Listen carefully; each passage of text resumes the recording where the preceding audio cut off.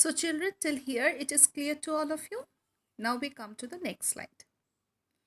Now we talk about compound subject. What is a compound subject?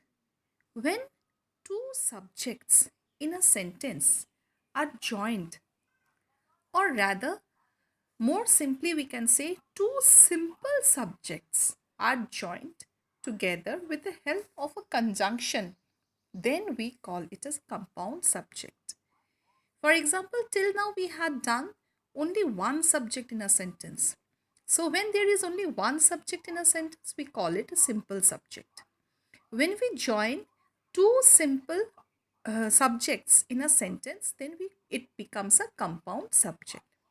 For example, you see here, a fool and his money. So together the fool and the money is making one subject. So this is becoming a compound subject, are easily parted. Next, time nor tide. So we are talking about both the time as well as the tide. So time nor tide together makes the subject. So it is called a compound subject. Waits for no man. Next, see. So with this we can understand what is a compound subject. Two simple subjects when joined together in a sentence, it is called a compound subject. Now we come to compound predicate.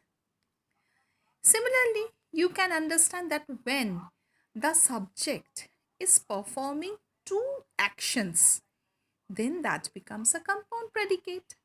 For example, see, the cat. The subject is the cat. Chased and caught the mouse.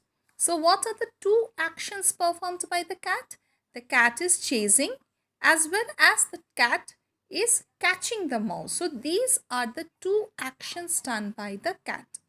Chased and caught. Okay, the mouse.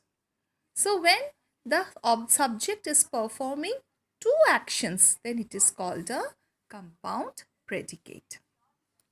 See here, Thomas Edison invented the light bulb and held over 1,000 patents for his inventions. So he invented as well as held. So these two actions have been done by Thomas Edison. Now, a subject can be in the middle of the sentence or at the end of the sentence. It is not always necessary that a subject will always be at the beginning of the sentence. Now let us see this subject. In her pocket, Miss Kia found $1,000,000.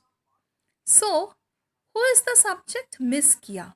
And where is the subject? In the middle of the sentence. Why is Miss Kia the subject? Because this is the person who is performing the work. What work? Finding $1,000,000. Where? In her pocket. So the subject is the one who does the action in the sentence. So here, who is doing the action? Miss Kia.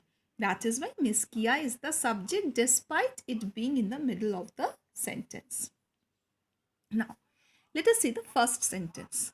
Someday, Miss Reep and her team will get success in their mission. Now see, in this sentence, Miss Reep and her team is together. We are considering it as a whole. So Miss Reep not alone. Miss Reep, when along with her team, will get success in her mission. So this is also a subject that it's not only the name, but if something else is associated with the name, then that is also considered as the subject, like Miss Reed and her team. Okay. With a big smile, Dr. Richmond happily rewarded us all with pizza. Who rewarded? Dr. Richmond. Clear? So Dr. Richmond is the subject. Out of the woods came a bear. Who came out of the woods? A bear. So a bear is the subject. Be careful with sentences that begin with there plus any form of to be verb. Is, am, are, was, were. In such sentences, there is not the subject. It merely signals that the true subject will soon follow, as in the following example. So, there cannot be the subject, but there will indicate, will give you the hint that the real subject will just come. There were 3 stray kittens cowering under our porch steps this morning. So, who were there? 3 stray kittens. Clear? So, who is the subject of the sentence? 3 stray kittens. Not there. Who was there? Who were there? 3 stray kittens were there. So, we are talking about the 3 stray kittens in the sentence. So, they become the subject. If you ask who or what before the verb were covering, the answer is 3 stray kittens, the correct subject. Okay? Now see. Now let us come to some more examples. There is no place like home. So place is the subject. Like home, what is not there? No place. Okay? No place is like home.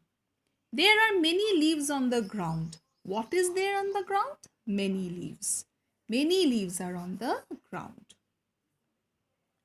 Now we come to imperative sentence. Children, in an imperative sentence, the subject which is you, we can say, is always hidden. Okay. Imperative sentence gives a command or an order and differ from assertive sentences in that their subject, which is always you, is understood rather than expressed. So in imperative sentence, it is basically a command, okay, or an order, okay, or a request, or an advice. So all these are imperative sentences. But in these imperative sentences, the subject is always hidden. We don't mention the subject. The subject generally is understood as you in an imperative sentence. Clear? Like stand up. So what do we mean? You stand up. Okay? Follow the advice of the doctor. Who is going to follow? You follow the advice of the doctor. Please give me a glass of water. Who will give you a glass of water? Please, can you give me a glass of water?